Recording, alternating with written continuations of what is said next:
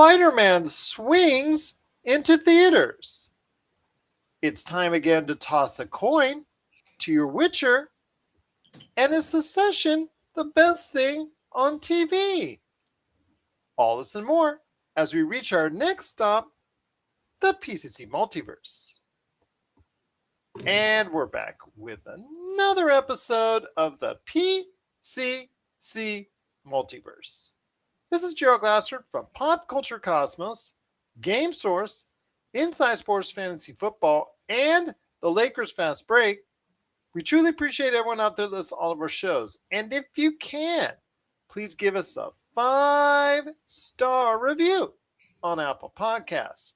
Plus, if you could like, share, subscribe, follow, or do anything that you can to support us right here at the Pop Culture Cosmos, Lakers Fast Break, Inside Sports Fantasy Football, Game Source, Vampires, and Vitae, the double V on that for you.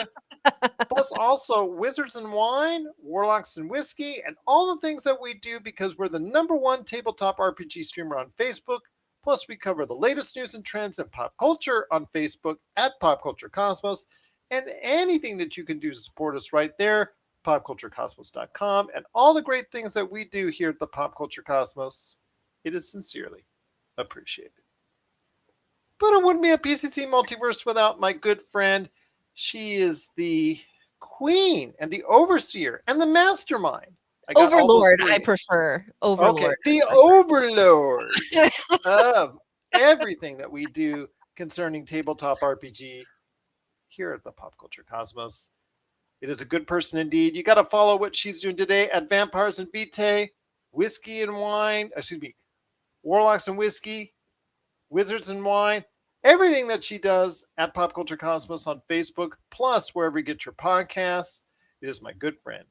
It is Melinda Barkhouse Ross. And Melinda, great to have you back. Flood the airways with your beautiful voice. Oh, no. Talking pop culture once again. Yes. Hello. Because they've got my disgraceful voice on the other end of their ears. So, yeah. It's like a, diverse oxymoron thing going on there. A diverse oxymoron. Best way I could describe it on such short notice. I mean, yeah. The left brain, that's me on the one side, and on the right brain, it's got you on the right side talking about that. Great to have you here. Continued happy holidays and a safe happy holidays to you and everybody out there listening. Hope all is well with you. I've got good news for you. Oh, do you? Yes, I do. Are we starting with the good news or are you saving the good news? Well, there's a good news section, a real good news section that we're planning at the back end of the show, which I'll talk about in a sec. But something came up as far as Deadline reported that CSI Vegas got renewed for season 2 today. Oh, yay. By CBS. Yeah, absolutely. Just great news for everybody out there who's a fan of the CSI Vegas shows. It looks like that in delayed viewing, they increased their market share heavily. Mm-hmm. And actually, as the season continued, they grew their audience, which is a rare feat for shows these days. So that's very good news. The bad news, though, is that season 2 will not include William Peterson, who will only remain on as an executive producer because he still wants those residuals. Yeah, but he does. And Georgia Fox does have the right to stay on if she so chooses, but that's still up in the air at this point. So that's up to her on that one. But I want to ask you this. From what you've seen so far on CSI Vegas, yes, do you think this crew, this new crew, will be able to continue the legacy of CSI Vegas and all that? Or do you think that season 2 will be the end of the show, as it were? Because the CSI legacy, it continued even after William Peterson left the show originally, the first time around. It lasted for quite a few seasons. Yes. With Ted Danson and Lawrence Fishburne and a lot of great names that were still a part of the cast. Mark Helgenberger, this the whole 9 yards that were still there after he left. But this time around, he leaves a crew that is not as familiar to viewers. So I want to hear your thoughts on that. Do you think CSI Vegas will stick around beyond the season 2? I want to say yes. I do think that there is enough within the cast that they put together to be able to tell some interesting stories. I think that having the two, well, actually three, yeah. If there's more than three, I haven't seen them show up on the show yet. But if the three actors who made appearances in this new Actually, there were four. There were four. revival, see, Yeah. don't because I haven't because I haven't. I Well, no, haven't you already know by the first seen episode that three. Hodges was Yeah. on the show. Oh, Jim right, and then Brass. okay, Yeah, Jim Jim Brass. I Brass. forgot about Yeah, Brass. and yeah. So there's How no could other I forget surprises about from. Brass? Yes, you forgot about Brass. So sorry. Suddenly, your beautiful voice is. And now the left and the right brain are both going. But your thoughts on if they can extend it without the familiar faces, so to speak? Although, I'm sure George Eads is there sitting somewhere saying, you guys could give me a call, Yeah, right. Yeah. But no, I think that they'll be able to pull something together. I think we'll get season 2, we'll get season 3. We're going to find out halfway through season 3 that it hasn't been renewed. That's what I am looking into my crystal ball. That's what I think is going to happen. Okay. I think that and I'm horrible with names in general. I'm horrible with remembering actor names and character names. My name's Gerald Glassford. It's right there on the I know I monitor call right you there. Roger all of the time. I Right? know. I mean, I'm terrible with names.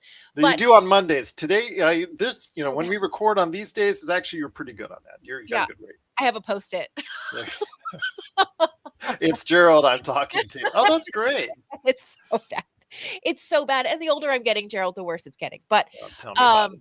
the actor who is playing, the boss of the CSI Las Vegas, Yes. unit, she is so good. She is I so, and actually, she's in a totally conveniently been placed as a kind of a decent role in Spider-Man: No Way Home that hits this weekend. Right? How funny. And Mhm. she's also, been on, the Chicago MD, Chicago Just Med.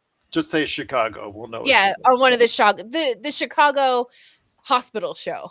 She was on that The for, irony in appearing on the Chicago shows, and then she goes over to CSI yeah, Vegas, which appears on the same night as the Chicago shows. yeah. But you think it's going to last? You think I this? do. I think that we're gonna get a season without any support from the original cast, and we're gonna see how they do. And, I think it's gonna get renewed. I think they're gonna give some benefit of the doubt for it, and then I think about halfway through season 3, we're gonna find out that they're not Do gonna you do a season think 4. they should stay a 10-episode arc? Because I really like the fact that it stayed a 10-episode arc so that they could tell an entire overarching looping story along with the murder of the week that they would always end up doing. But they Yeah, always they had time to flesh out, but not having to go ahead and deal with it over a course of 22 episodes or 13 episodes. I think 10 episodes is a good number for them. Your thoughts on that? Would you want it to stay that way? yeah, I think 10 is good. I think 13, I don't think would be such a horrible thing either. But 10 episodes is good. One thing that I like, and I started to see some television shows back in Canada do it. I must have happened down here because I can't see us being the originator of much. Mhm. But I know over in England as well, you'll see them do like the fall premiere and then the winter premiere and the spring premiere, and the show goes away for a couple of months and then it comes back. Then it Well, goes that's away. what we're Back. experiencing now with a lot of series right now. It had its fall Right. finale, et cetera, Right. et cetera. So yeah, I think these trends are following. In the case of CSI Vegas, it was only meant to be a 10-episode arc. Sure, but I think you could do a 10 episode arc ended in the fall, or yeah, ended in the fall, get us through the winter with something else in that time slot, and then bring us another 10 episodes in the spring. I think they could do that, offset it a little bit, give us a break, bring us more, There. give us a break. Yeah. Because that's what, I mean, is that sort of what The Voice does? Because they're on like 3 times a year with new people, right?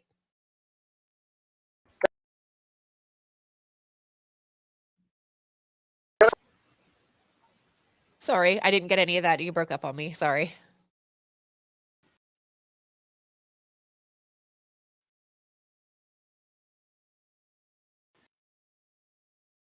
Oh, that was go ahead and keep CSI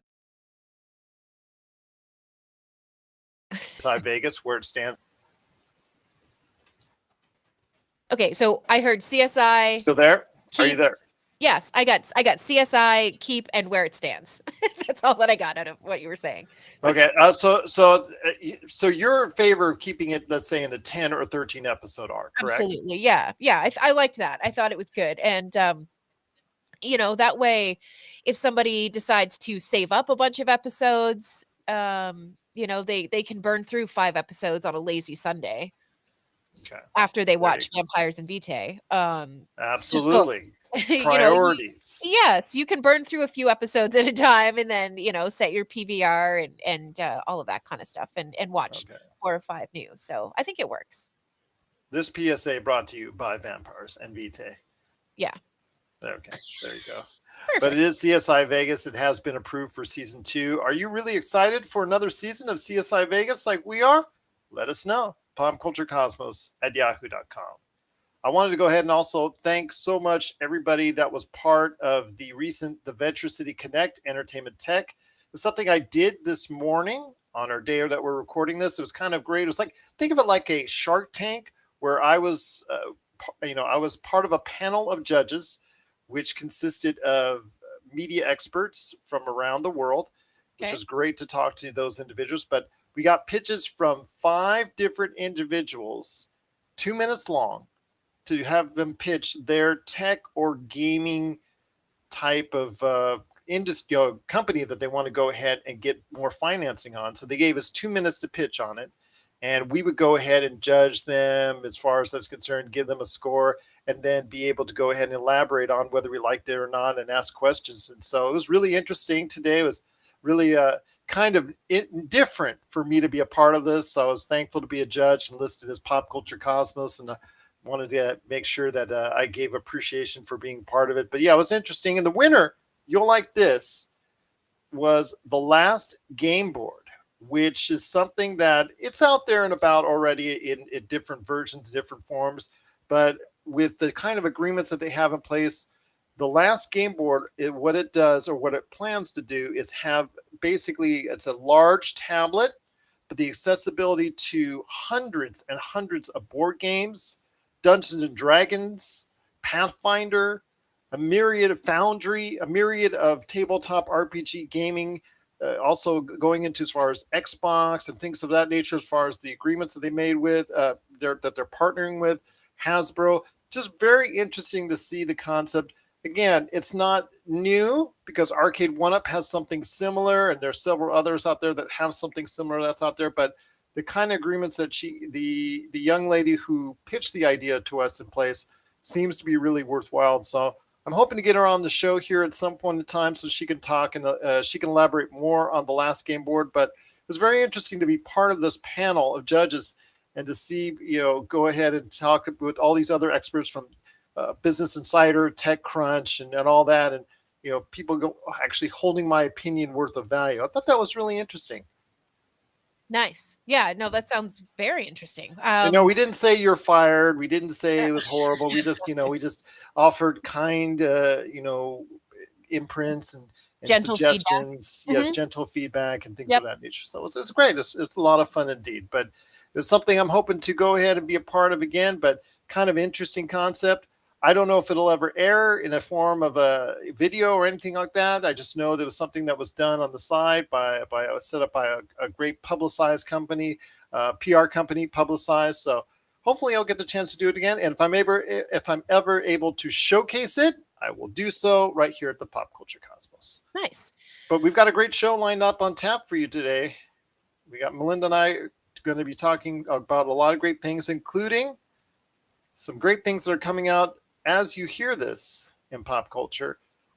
Let me ask you a question first, though, and let's lay out the rest of the show right after that. 4 gold coins to my Witcher. Well, no, hold on. What does Nightmare Alley and MacGruber? Have in common? Yeah, you got me stumped on that one. They're both going to be totally forgotten about this weekend. Okay. MacGruber is the series is coming to, or actually it's now out and available on Peacock, and Nightmare Alley is also available in theaters. But nobody cares about those because Spider-Man No Way Home is swinging its way into theaters.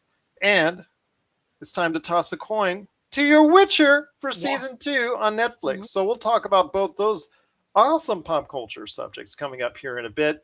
Plus, also as well, we're going to be talking about Hawkeye episode 5. A big reveal was finally made, which shocks probably absolutely no one because it's already hinted upon. But we'll talk about the big reveal on Hawkeye episode 5. That will be spoilers. That will be the only thing we'll have spoilers on. Not The Witcher, not Spider-Man yet, because I know everybody hasn't seen it yet. Right. But we will have spoilers on Hawkeye episode 5 coming up a little bit later. Plus, also as well, I want to ask Melinda if she liked Fantastic Beasts, The Secrets of Dumbledore. That trailer just dropped earlier this week. What her thoughts are on Succession Season 3 and the big demand as far as seeing it. We'll tell you how popular it was and is it truly the best show on television right now. Plus, at the back end of the show, want to talk some good news for Sparks.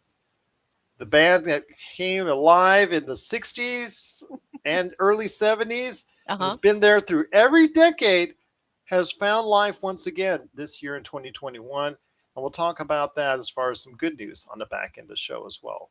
But first up, Melinda, I want to ask you this. Spider-Man No Way Home, it's here. The hype is real. Yeah. The reviews are very positive. Has earned a great Rotten Tomato rating. It's earned a decent rating on Metacritic. Critics are liking it for the most part. It's satisfying a lot of people. Supposedly it's doing a lot of things right. You know, it's emotional. It's a great turn for Tom Holland's Spider-Man character. Again, I'm not going to drop any more spoilers than what is just being inferred to out there, but your thoughts on Spider-Man No Way Home, projected to do around $150 million domestically at the box office this weekend, and I think $300 million worldwide, which right now in the kind of age that we're in, the kind of concerns that we have, I think this might be the biggest weekend we might have for a little while. Yeah, I wouldn't be surprised to see it beat that 150 domestic box office, to be completely honest. I think that we're all kind of itching to get out and do things again. And if some of the other big movies that were released this year weren't enough to convince you to get out to the movie theater, perhaps this Spider-Man movie and all of the hype around it is going to be enough. Are you interested in going to check this out? Because as someone who has to continue his march through the MCU, this is something obviously I've been pretty psyched for. I'm not the biggest Spider-Man fan. I know Josh is higher on the food train when it comes to that than I am, but I still something I respected. Spider-Man Far From Home wasn't exactly the sweetest spot for me on that. The Spider-Man Homecoming was actually a lot better for me. But your thoughts on Spider-Man? Is this something you're going to check out this weekend or pretty soon? Probably pretty soon. I can't see me going this weekend. The curse of being a grown-up, kids, is that you have to be a grown-up and things need to get done. And sometimes getting to the movie theater to see a movie is what not. Does the t-shirt say? Adulting sucks? Yeah, it really does, dude. Like, if you can stay like 18 years old and with very little responsibility, do that for as long as you can. Okay, fair enough. All right. Just want to make sure. Yeah, but no, I would love to go and see this one in theaters. I think that everything surrounding the movie and the cast has been nothing but positive. And I think that they've done a great job carrying the Spider-Man torch. And, I'm looking forward to it. I'm interested in seeing what kind of Easter eggs we're going to dig out of the movie, all of that kind of stuff. Very interested. What are you hoping to see? Because I know for a lot of people, they're hoping to see, obviously, Andrew Garfield and Tobey Maguire show up on screen at some point in time. Charlie Cox with Daredevil. That's become even more apparent that they want to see that because of what happened earlier this week on Hawkeye. Mm-hmm. So what are you looking to get out of this? What are you looking to see? What are you hoping to see anyways when it comes to Spider-Man No Way Home? You know what? And perhaps, you know what? Don't at me for it, but I'm excited to see the Green Goblin.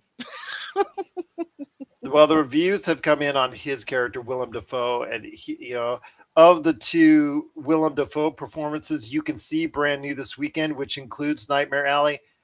They're actually preferring the Spider-Man No Way Home as There far you as go. I'm concerned. Yeah, Yes. I don't know. I don't know what it is about Green Goblin. I enjoy Green Goblin. I don't know why, but it's fun. I think Also, his characterization was really good back in the day. yeah, perhaps that's what it is. But it's a character that has stayed with me. I mean, through the comics, of course, but also through the Spider-Man movies. I just really enjoyed that character. But we do have a question on Twitter, and I'm sorry I can't see it to answer it directly. Oh, there you go. Okay. Vengeance CNS says hi, and he has a question. Go ahead, drop that question away whenever you're ready. Vengeance CNS, we're glad to have you here. Thank you so much for watching. Drop that question away, and we'll be glad to answer it for you at any point in time. We're just getting used to the chat here. Want to make sure that Facebook is also taken care of. We're on Facebook, Twitch, YouTube, and the Twitter, Pop Culture Cosmos. So we do thank you so much for watching and listening right here at the Pop Culture Cosmos. Yes, it is Spider-Man No Way Home. It's right at about $150 million domestically and $300 million worldwide. So as Melinda said, I would actually be not surprised if it actually meets or exceeds those numbers. So Yeah. I'd be really happy right now the box office needs it, and especially with what's going to happen with the Omicron variant, when people talking about cutting down to capacities and box office theaters and things of that nature.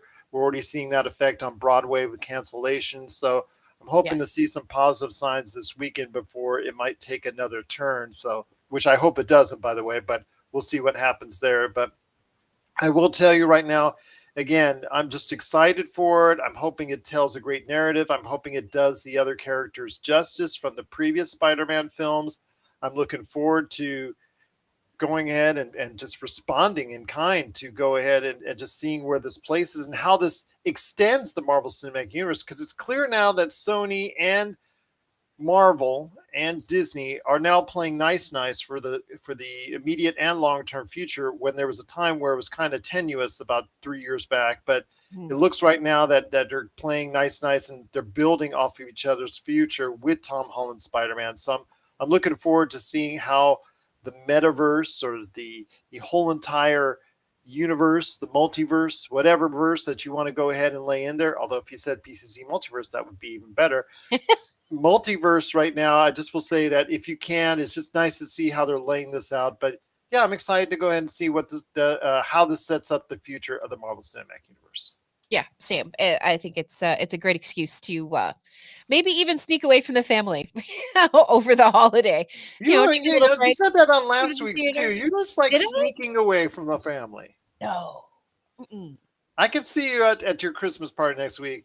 Robbie be like, he'll be serving the hors d'oeuvres. He's coming out to, the entire guests are there, and be like, where's Melinda? Yep. Where's she at? Yep. Yep. I've just muddled all this fresh ginger in the bottom of her drink, and now she's gone. Oh no. Well, there you go, indeed. But it is Spider-Man No Way Home. You're going to be so popular at Christmas. That's all I say. And I'll tell you what, if you have any thoughts out there on it, or if you've seen the movie, or when you see the movie, you really want to go ahead and tell people about it, please share your thoughts with us. PopCultureCosmos at yahoo.com. Pop Culture Cosmos on virtually every social media outlet. We get the messages, we get the DMs. Just let us know. We'll go ahead and talk about it on the air if you want. Let us know, Pop Culture Cosmos, especially on Facebook, because we are really good on Facebook. That's something, or Metaverse, or whatever they want to call it this week. Want to go ahead and let you know that we're here for you. Please let us know your excitement and ultimately what your thoughts are on Spider-Man No Way Home right here at Pop Culture Cosmos. But before we hit the break, Melinda, I want to ask you, all right, get that coin ready. Get that coin. Tossing that up. Time to toss the coin to the Witcher, to your Witcher, because with The Witcher Season 2, and I know Henry Cavill is going to be the name that you're probably going to be saying for the next few episodes. Or actually, well, it's not. I don't know. Is he in Tom Hardy range for you? Oh yeah, yeah. He's Okay. Could he just like read, a children's book, and you would just be enthralled, like you said, with, yeah, he could also come over and, install a new processor in my computer tower. oh, And he is very good at that. he's Yeah. so good at that. He could come over and help me paint my Warhammer minis. There are a lot of things that Henry Cavill and I could do together. But then Robbie would probably have him do other odd jobs around the house as well. Well, maybe. Henry, our garbage I know. disposal Yeah. is backing up a bit. We could use some help there. Mhm. We Toss don't the have coin a to we your don't Witcher. yeah, we don't have a wood burning stove, but there's probably a pile of wood in the backyard we could create for you if you want to go ahead and cut that. I don't know. Hey, okay. I'll let you go. I'll let you go on that one. Okay, that's between you and Rob right there. But I will say, Geralt is back for another Yes. season. The reviews are okay for the season. It's around 75, so which is pretty good. That's something that I think that this is a type of series that you don't need to worry about good or bad reviews. It's just that people love. It's one of those shows and things on Netflix, as we've seen in recent weeks and months, like Red Notice. Red Notice had bad reviews. Still is the most popular movie of all time because of who's it stars. In this case, people have just gravitated towards The Witcher. They haven't read the books. They haven't played the games. They're Absolutely. just going ahead and watching The Witcher for what it is because they love the fantasy style. They love the Mhm. slaying of the monsters and dragons and all that stuff. But they also appreciate Henry Cavill for what he's doing. So I think this is one of Netflix's, I guess, best guaranteed shows to do something good for the audience out there.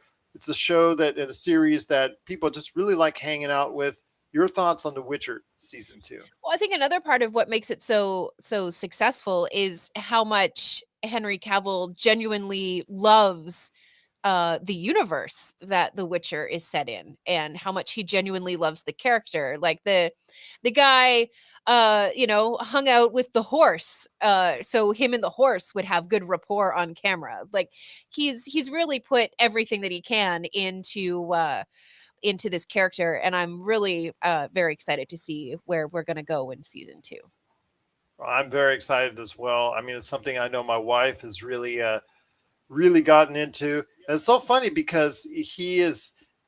I don't want to say. I will say it's a good thing because we've talked about him before as a possible lead in an Amazon Mass Effect series, which could Right. happen. Yes. But what does Robbie feel? Your husband, by the way, Robbie Ross. Just want to let Yes. everybody know. I always identify like everybody knows that he's just say Robbie. But Right. Robbie Ross, who is your husband, who has appeared on the show and is Yes. very gracious, we're very thankful that he has. He's also talked about being on a Warhammer series if that was ever created. So has Robbie heard this rumor and has he shared any thoughts on it? Would he like Henry Uh, Cavill being in a lead role in a Warhammer series? I think it was actually Robbie that started the rumor. Really?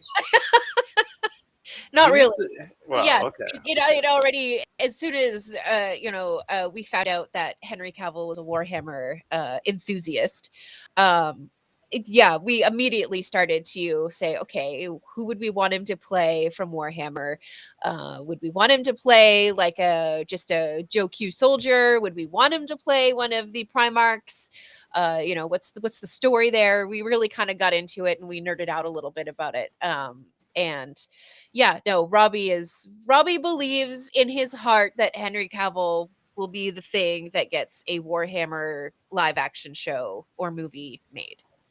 One thing I want to ask you real quick is, do you think he could get pigeonholed into just being a video game guy because he has a desire to do Warhammer, possibly getting involved with Mass Effect, and of course you see what he's doing with The Witcher.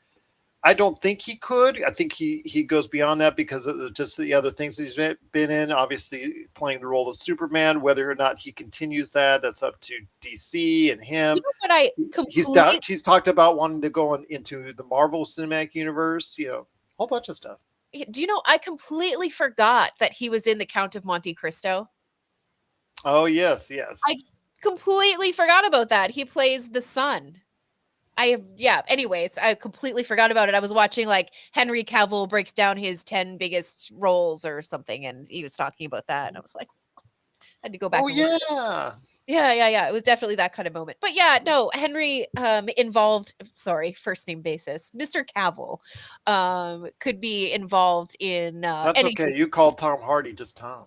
I do. Yeah, but I mean, I don't know. I feel like me and Tom are cut from the same cloth. I feel like Okay. just a different corner for Mr. Cavill. Anyways, I do think that anything involving Henry Cavill, it's related to Warhammers, no, is definitely going to be good enough.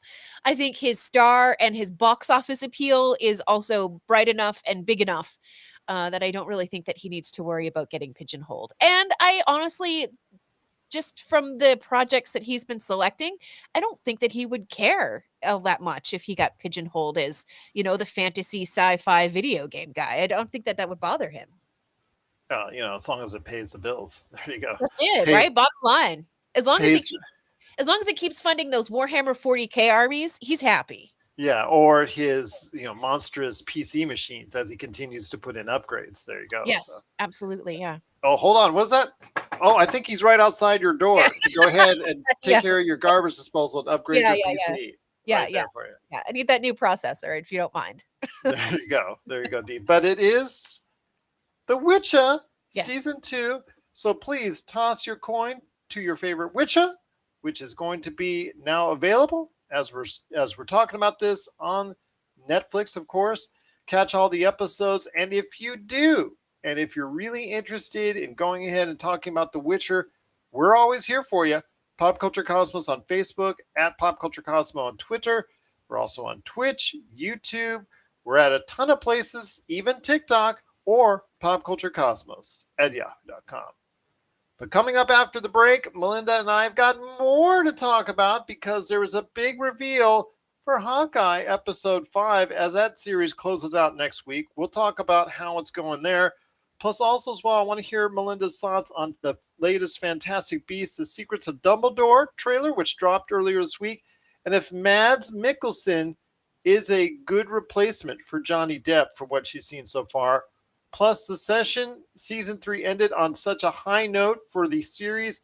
Is it the best series on television? We'll talk about that. Plus, some good news for Sparks fans in regards to 2021. We'll talk about that after the break. This is the PCC Multiverse.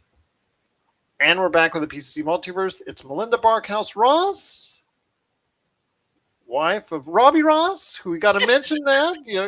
We got to keep on mentioning that because I feel like we don't mention enough. Oh, yeah, plus right? Plus me, Gerald Glassford. Again, if you have any questions for us, popculturecosmos at yahoo.com. But also remember, we're the #1 tabletop RPG streamer on Facebook. We've got games 5 days a week, I think. Normally, normally 5 days a week because Melinda and Robbie in their command decision decided to go ahead and take some time off. God forbid that they did that for the holidays. My goodness. I know. We were just we reached a breaking point and we were like, we have to. We can't. So everything will be back in January. I promise. Hand on heart. Your audience is, everything will be back. Your audience is saying, "Oh, that's so selfish. Yeah, that's terrible. Well, we want more vampires and vitae. We need more. Sorry, warlocks and whiskey in our lives." Yeah. Vampires and Vitae is still on. I think the only day over the holiday that we won't be broadcasting is actually the 26th. Okay. But before the stream this Sunday, we're recording a round table, so there will still be an episode that will drop that week in podcast form. We just won't be doing the live stream. Okay, fair enough. So people can still get their V&V fix. Absolutely. Okay, it's just Rob's Whiskey One Shot, also as well Warlocks and Whiskey, and also as well Wizards and Wine. Those 3 are put on ice until 2022. Is that correct? Correct. Yes. All right. And it'll be early 2022. It'll be like the first few weeks of January that we get back online. I guess we'll have to get by. But we are the #1 tabletop RPG streamer on Facebook. And if you go ahead and like our action on tabletop, you can go ahead and catch it today in the video section. And there are dozens upon dozens upon dozens of huge videos. We're not talking like a 30-minute thing. We're talking about 3, 4, sometimes up to 7 hours long as far as the stuff that we put out there each and every time out. So go ahead and check it out today in the video archives at Pop Culture Cosmos on Facebook.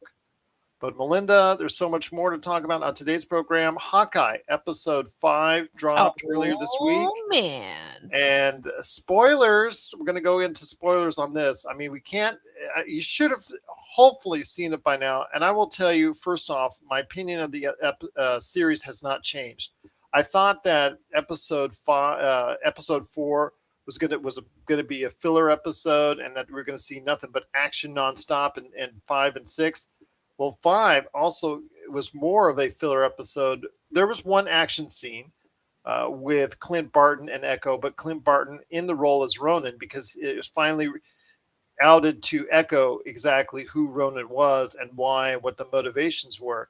So there was one good action scene between them, but most of it was revelations and conversations, which actually did this episode very well. Between Kate Bishop and Yelena Belova, they had a little powwow, which was very good, which is very revealing, and it kind of gives fans all over the place hope as far as for those two ladies' futures in the MCU. Yeah. I think there's a great future for each. Florence Pugh, you can see she just has so much fun right now playing Yelena Belova. In fact, if you look at her Instagram, she's always sending out pictures in regards to her time on the set, and also what she takes pictures of as it appears on Disney Plus. But she seems to be enjoying what she's doing, and it really shows in her performance. Kate Bishop, as far as Haley Steinfeld playing that role, is doing a good job as well. But the revelations as far as who is putting out the hit on Clint Barton. Are you talking about the very end of the episode? Very end of the episode, indeed, because man, it leads its way through after what I said as far as the conversation between Yelena Belova and Kate Bishop. Yes, it leads its way through after the conversation and meeting and fight and ultimate departure of ways between Clint Barton's Ronan and also Echo. Right. There was no one killed. It was just almost like went to a stalemate with the revelation that Echo now knows about some stuff that went on in the past that she wasn't privy to before, because Clint Barton / Ronan brought it to light to her. So now she is questioning what's going on, and as far as her affiliations are concerned. But at the very end of the episode, Yelena Belova finds out exactly who hired her to kill Clint Barton, and the revelations that it was indeed Kate Bishop's mother.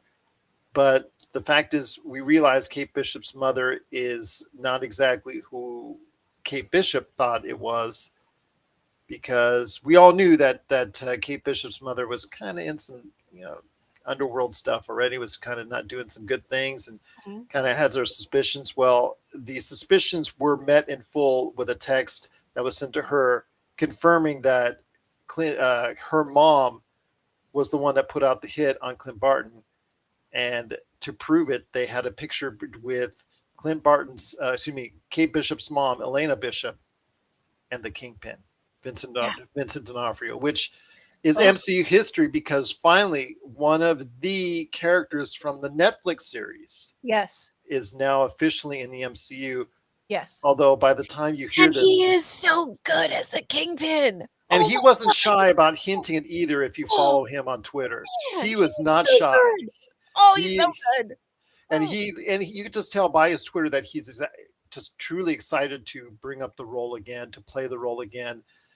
And by the time you hear this, you could probably already know that maybe Charlie Cox's Daredevil could already be in the MCU as well, as heavily speculated as we talk about this. If you've seen Spider-Man No Way Home, you'll know for sure. But this is now uncharted territory, because the rights reverted back to Marvel earlier this year as regards to all those Netflix characters. So now you get even more Marvel toys to play with, and these characters that you can play with and add them into and sprinkle them into your MCU. And having the Kingpin there, we've obviously seen with Spider-Man Into the Spider-Verse, the Kingpin play a role as far as in that universe and that side of it from that side. But and the natural thinking was, oh, Kingpin's going to be playing a role in this, the actual live action Spider-Verse and Tom Holland's Spider-Verse. Looks like he's maybe he may still go down that road, But for right now, it looks like it's going to be a part of Hawkeye, Echo, Daredevil. If they make a new series, which they probably will, Yes. they continue that series.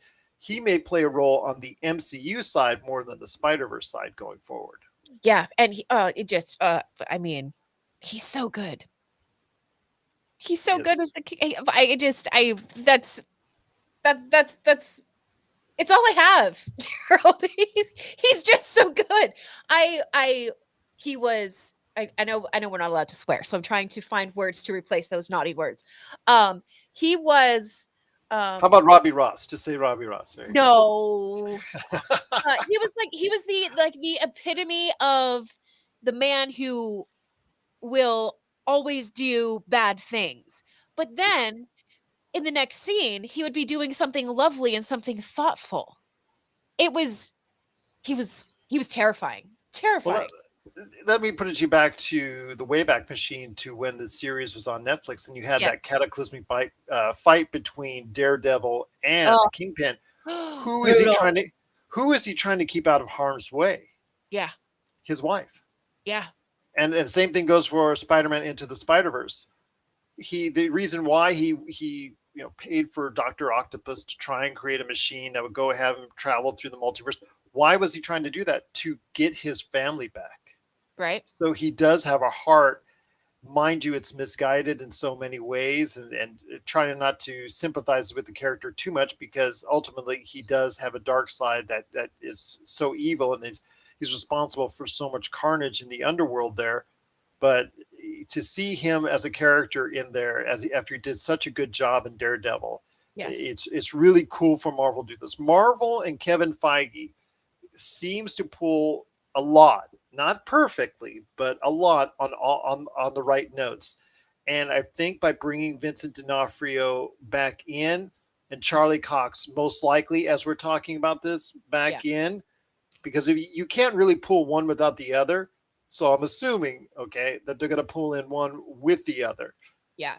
That is such a good choice. Luke Cage, I think, would be really good. Jessica Oh Jones man. would be really good. Yeah. I was just about to bring up Mike Coulter. I know that he is busy with Evil, the series that he's on, which is also very good. But I I feel like, and perhaps I'm wrong, perhaps I'm projecting because I would love to see it so badly because I loved the Luke Cage series. It was so good in so many ways. But yeah, I would love to see him reprise the role of Luke Cage. To me, that he You won't see, unfortunately, Mahershala Ali's character oh Cottonmouth come back because yeah, he's going to be busy being Blade. So yeah, that's true.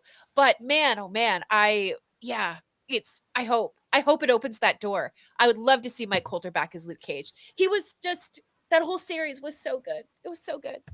the only one I don't think they'll bring back for sure is Danny Rand, because the Iron Fist No. series was just so Oh, panned.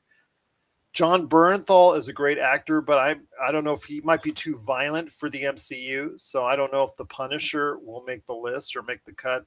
But I would not be disappointed if he came in, because again, he is an excellent actor, and has done a lot of great work over the years. And I man, don't think the Punisher really got a chance to flesh out on Netflix. I remember, well, I don't know about that because I can remember watching the series on Netflix and I was like, okay, that has to be the finale.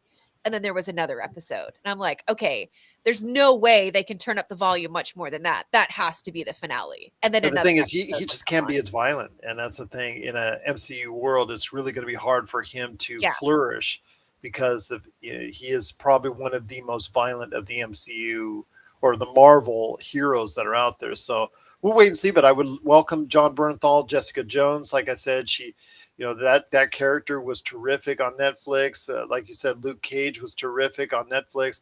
Yeah. Virtually all of them, the Defenders, let's just say, were good outside of Danny. So we'll just go ahead and maybe they can recast Poor the role Danny. from there. Poor Well, Danny. that's unfortunately just some roles Yep. don't work. But hey, that was not the choice of Kevin Feige at the time. That was a choice of someone else. We'll Yes. just leave it at that. But it is Hawkeye episode 5 with a major reveal of the Kingpin.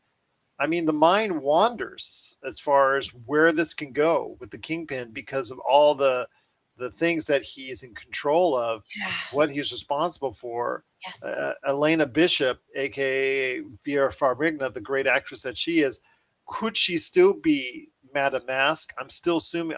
My money's still going to have her on as Madame Mask at some point.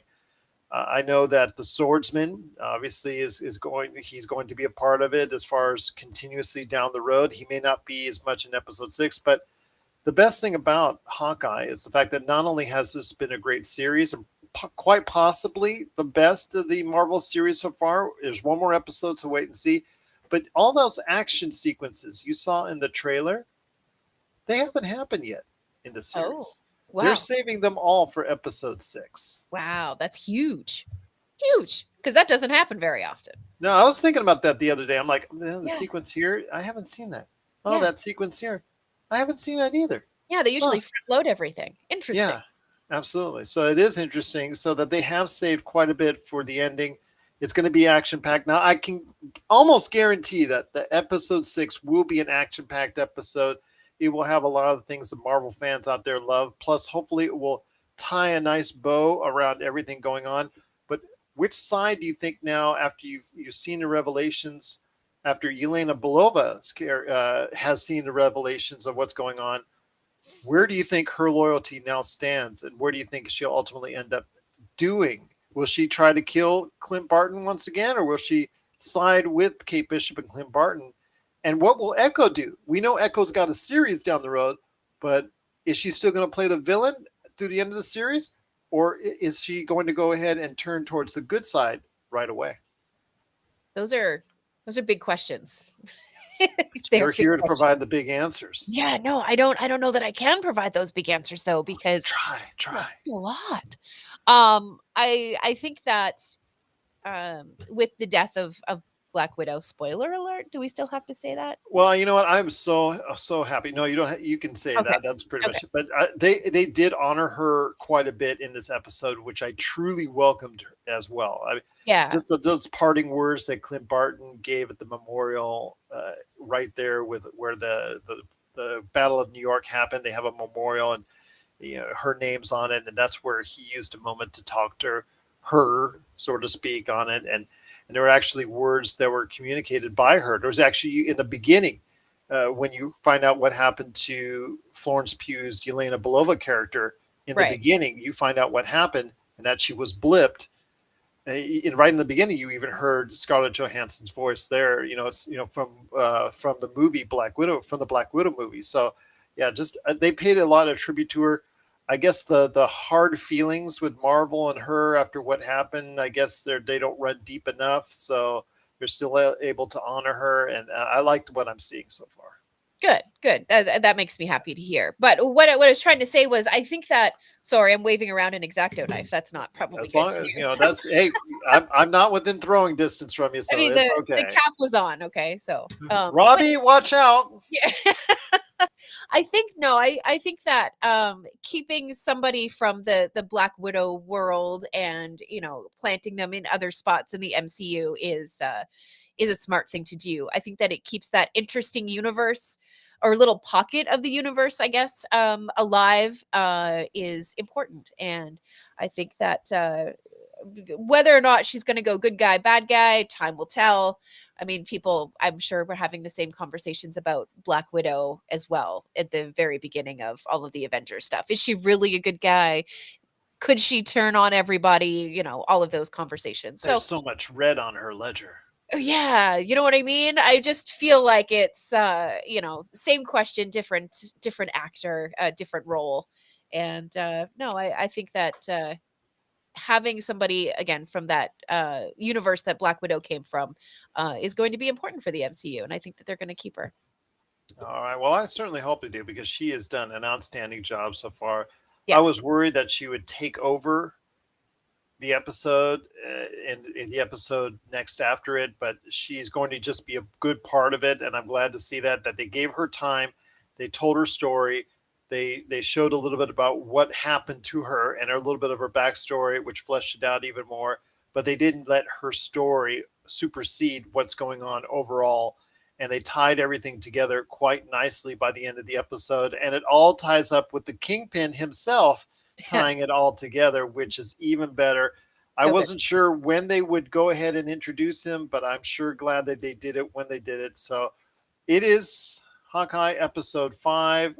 You've heard the spoilers. You've probably seen the episode already. So please let us know your thoughts on Hawkeye as we head into a action-packed, and this one's going to be an action-packed episode 6 because there's a lot of stuff we've seen in the trailers that has not been shown off yet as far as action sequences. So I'm very excited to see what's coming up for Disney and Hawkeye. So please let us know your thoughts on this. We're excited for it. Are you excited for the season finale of Hawkeye coming up next week and the reveal of Kingpin this week Mhm. on Hawkeye? Let And us feel know. and feel free to rant off topic like I have for the last 10 minutes. It's fine. There you go. Well, you know what? It's all good conversation indeed. But please let us know, popculturecosmos at Mhm. yahoo.com. But my friend, before we head on out, a couple Yes. last things. Secession ended season 3 with more naughty words. You talked about naughty words that you couldn't say earlier in the episode. Yes. They say those naughty words and then some on on that show, but it all is a point as far as the power, the control, and because it leads into a broadcast company and who is going to be fighting for control there between family members, which makes it even more salacious and intriguing and all that. Hmm. It earned the highest ratings, I think, for an HBO Max television show.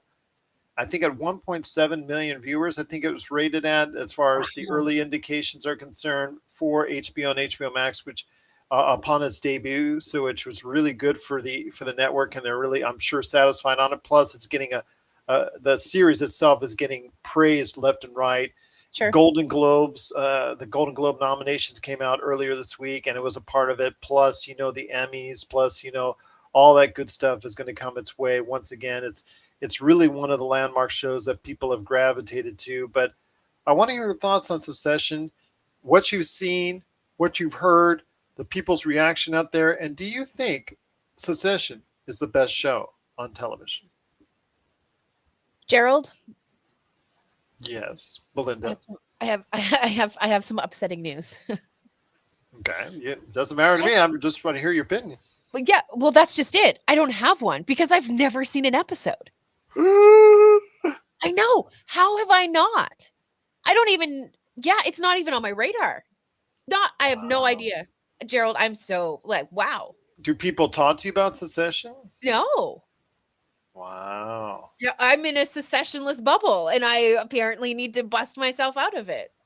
Yeah, I would start it from the beginning, or just know if you're Yeah, into those type of okay. dramas that I'll do that really, right after I watch this season of The Witcher. yes, and CSI Vegas. You got to Yeah, finish that, but right, but right. I will tell you, yeah, Henry Cavill first. Henry Yeah, Cavill, yes, has got to yeah. be first. So, but Secession is a series that, if you're into a whole lot of family drama, especially when it concerns the broadcast company that involves, because this is not over just some house or real estate property. This is over a major communication, fictional, of course, Right. company that's run by the patriarch, and everybody else underneath it. The siblings are fighting for control, and they have to take sides, and they switch sides, and betrayals and backstabs, and people just love those salacious type shows. And again, it's getting high ratings, high marks. It currently has a 92 for the series for season 3 on Metacritic, which is an extremely high score. So Right. is already considered one of the best shows on television. So I would have to say that I don't know if it's the best show on television, because again, that's a point of conjecture and opinion. But believe me, it's a show a lot of people will tell you that they can't afford to miss. Sure. Okay. So what I'm hearing though is like a little bit of um, hmm, yeah, a little bit of Melrose Place, a little bit of Dallas, a little bit of WKRP in Cincinnati, And a lot of F bombs. and a lot of F bombs. Oh, okay, okay. Yeah, sold. There you I'll go. get caught up. But it is Secession season 3. It has reached a pivotal time, so I won't tell any spoilers on that one. But it is something that I think a lot of people have gone out of the way to see. HBO and HBO Max are really excited over what the numbers were for this past weekend's finale. Mhm. So if you have any thoughts out there on Secession season 3 and you'd love to share it with us, please let us know. Popculturecosmos@yahoo.com, because We want to know what your thoughts are on Succession. Is it truly one of the best shows on television? I think a lot of people will say it is, but is it, in your opinion? Please let us know. Popculturecosmos@yahoo.com.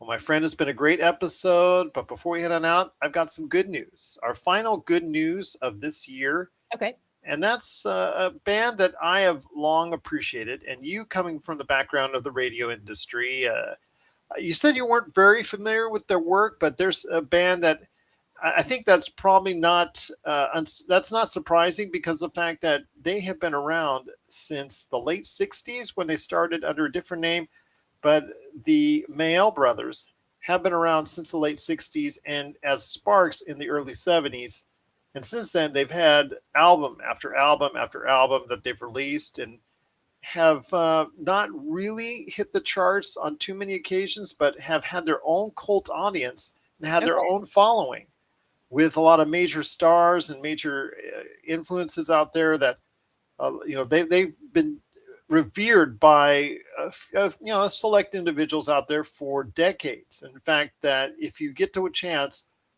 one of the things that they were part of was Edgar Wright, the famous director. He directed a tremendous documentary on them called The Okay. Sparse Brothers, Okay. which is one of Say, the highest.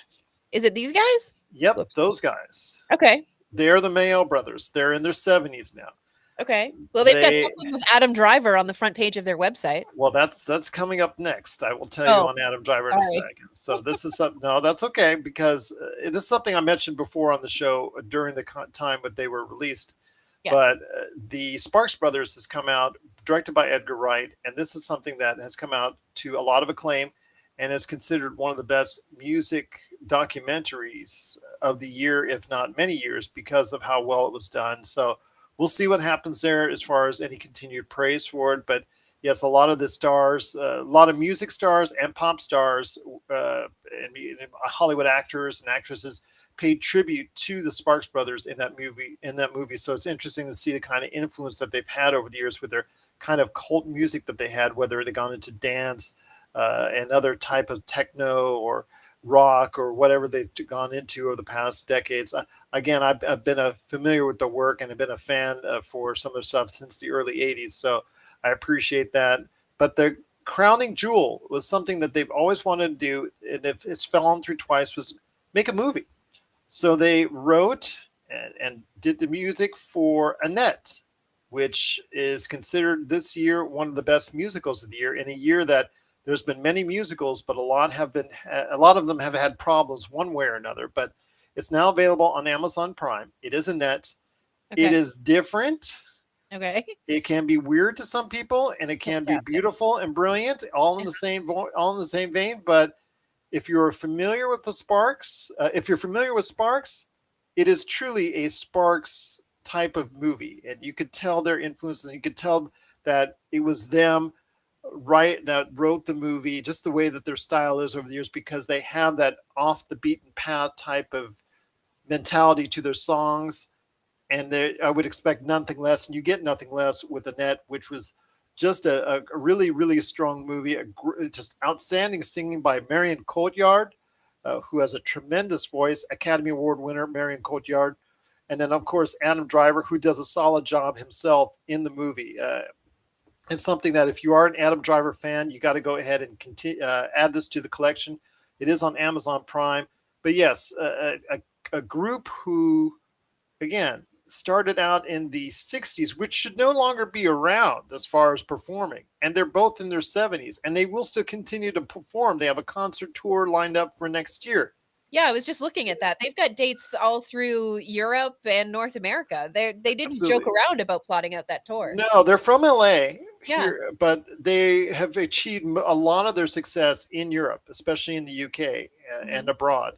Mhm. They've achieved a lot of success there in Japan as well. In the States, they've been, again, hit or miss with a lot of cult following and have not crossed over too much into the mainstream. Only on a couple of occasions have they been able to find mainstream pop success over the years on a worldwide basis. But so when you tell me you didn't know who they were or you didn't recognize the name, and a lot of people out there, even at my age or younger or older, didn't know who they were. That's not surprising because they had their audience that has stuck by them through the years. But to see individuals in their 70s being able to produce modern content that gets approved, gets liked, and gets positive ratings and reviews in this day and age, it's to me it's good news. It's something that's good within the industry, and I'm hoping for continued success because you don't know how many when they're doing things in your mid 70s, you don't know how many years left you have to go ahead and produce. I mean, you could be like Ridley Scott or Clint Eastwood that could be doing into your 80s or 90s, but you're never sure what the next day will bring for you. True enough. I mean, it's like that at 42, to be completely honest. So I can only imagine. I remember those days a decade ago. But I mean, you really have to give credit where credit is due as well for them to still be working together, to still find creative synergy between the two of them to be able to write and produce a movie and then go on tour and still make music after all of these years. I think that's a great thing. And I have taken notes. My homework is to watch Succession and Annette. Yeah, and believe me. And The Witcher. Yeah, and The Witcher. But I'll tell you what, you will like Annette. I think it is weird, it is different, but you got to remember they didn't direct it, but they wrote it, created the music. Yeah, this is them. If you want to know a better insight into them, you could watch the Sparse Brothers, which is a tremendous documentary. But watching Annette will also give you an idea of exactly how different that they really are from the rest of the pop music scene over the past 5 decades going on. So good news for Sparks. Wish them continued success. It's nice because my late father, the only pop band he ever enjoyed in the early 80s was Sparks. So that's something that we could connect together on a basis. You talked about the relationship with your father and how you connected with movies. This is how I connected with my father in the car listening to Sparks. So I'm thankful that 40 years after that, Sparks is still around and creating good things. But if you are a fan out there of Sparks and you were happy to see what was going on with Annette and the Sparks Brothers, please let us know. popculturecosmos@yahoo.com. Melinda, it's been a great episode. You were tremendous as always. But I've got a mission for you for next week, young lady. Okay. Oh, more homework. Here we go. So everybody out there, thank you so much for watching and listening. But our next episode is our last episode of the year with Josh, because he will be going on paternal leave, because he's going to be a very proud daddy once again in the not too distant future. And I'm hoping for a healthy and happy baby for him and his wife, because they've already got great kids already, but he's going to be adding one more to the mix. So I'm very happy for him. But on Monday's episode of the Pop Culture Cosmos, you will be getting the best and worst of 2021 in pop culture. Josh's picks will be coming up on the Monday show. But on next Friday's show, guess who's up next? Oh, dear. That would be Melinda Barkhouse Ross. It'll be the best and worst in pop culture of 2021. Plus, I have a feeling we'll be talking about a little indie film called The Matrix Resurrections. Oh, yeah. Might even been talking about The Kingsman. The Kingsman, which I don't understand to this day why Sony released it now after they delayed it so many times, and they pretty much delayed, put it in a spot right now where it's going to get dwarfed by The Matrix and Spider-Man, which again, they could be, well, they'll have friends. They'll have Nightmare Alley with them to go ahead and wallow in their misery with Guillermo del Toro creating a great movie that, again, no one will watch. But it is The Kingsman. We may talk about that. We definitely will be talking The Matrix Resurrections. But mainly, we will be talking about the best and worst of pop culture in 2021 for Melinda Barkhouse Ross. Oh, man. It's going to get weird. You can say that again, my friend. Oh, no. You can say that again. So for Melinda Barkhouse Ross, this is Gerald Glassford. It's another beautiful day in paradise right here in the PCC multiverse. We thank you for listening. And here's hoping you have yourself a great day. Thanks for watching, everyone. Have a great weekend.